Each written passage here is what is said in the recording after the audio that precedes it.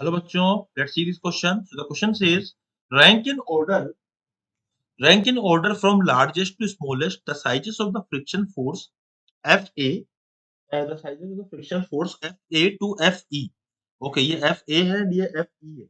In these 5 different situations, the box and the floor are made of the same material in all situations. So no push at rest, on the verge of slipping, push, है ना? ये speeding up, acceleration है, push, and यहाँ पे बोला है constant speed, acceleration is 0, ये push है हमारा एंड ये हमारा फ्रिक्शन है, and slowing down and it is जो एक्सेलरेशन की जो वैल्यू है it is in the opposite direction. So here in this question we need to find the relations. ठीक है, तो ये रिलेशन क्या आएगा फ्रिक्शन के अंदर. तो पहला ऑप्शन जो अलग अलग ऑप्शन है, F D is less than F B is equal to F E, C is equal to F E is greater than F A. तो अलग अलग ऑप्शन है यहाँ पे. First of all we will write the key concept. So what is the key concept that will be used here in this question? So the key concept is friction is self-adjusting. ठीक है, जो friction होता है वो self adjusting in nature होता है. And हम लोग यहाँ पे कहेंगे कि जो फ्रिक्शन की वैल्यू होती है ना, फ्रिक्शन की वैल्यू होती है वो if F is greater then capital F, मतलब एफ की अगर वैल्यू हमारी मैक्सिमम फ्रिक्शन से बड़ी हो जाएगी तो उस कंडीशन में जो फ्रिक्शन की वैल्यू आएगी वो म्यू इनटू नॉर्मल आएगी. तो ये हमारा की कॉन्सेप्ट है, इसको यूज करते हैं हम इस क्वेश्चन को सोल्व करने वाले. तो एट रेस्ट, जब रेस्ट पे हमारी कंडीशन थी तो फ्रिक्शन की जो वैल्यू थी उस वक्त आएगी 0, क्योंकि उस वक्त कोई रिक्वायरमेंट नहीं है.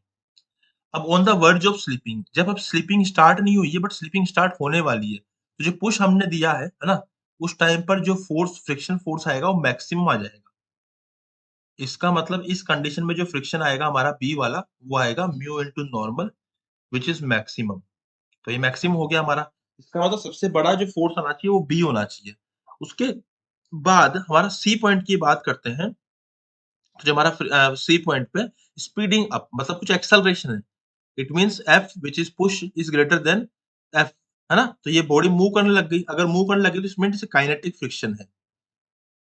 ठीक है, काइनेटिक फ्रिक्शन. तो इसका मतलब जो हमारा एफ सी है it is kinetic friction and it should be less than F B, क्योंकि काइनेटिक फ्रिक्शन की वैल्यू स्टैटिक फ्रिक्शन की मैक्सिमम वैल्यू से कम होती है. अगर हम बात करें डी पॉइंट की, तो यहाँ पे कांस्टेंट स्पीड, इसका मतलब जो पुश है हमारा वो एफ के बराबर है, फ्रिक्शन के बराबर है. इट मींस कि जो हमारा हमारा जो फ्रिक्शन होगा डी पॉइंट पे वो किसके इक्वल होगा, वो काइनेटिक फ्रिक्शन के इक्वल होगा, है ना. वो काइनेटिक फ्रिक्शन के इक्वल हो जाएगा.